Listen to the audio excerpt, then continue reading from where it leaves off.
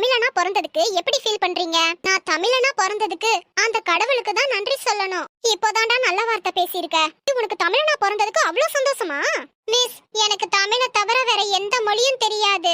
ஏதோ தமிழ் தெரிஞ்சதுனால இங்க பொழப்ப ஓட்டிக்கிட்டு இருக்கேன். நான் வேற எங்கேயாச்சும் பிறந்திருந்தா என் நிலைமையை யோசிச்சு பாருங்க. மொழி தெரியாம ரொம்ப கஷ்டப்பட்டிருப்பேன்ல. அதனால தான் தமிழ்நாட்டுல பிறந்ததுக்கு சந்தோஷப்படுறேன்னு சொன்னேன். சஞ்சய், என்னாச்சு? ஏன் சோகமா இருக்க? மிஸ், காலையில இருந்து ஒரே தலைவலி. தலைவலியா? அப்ப ஈவினிங் டாக்டரை போய் பார்க்காத சஞ்சய்.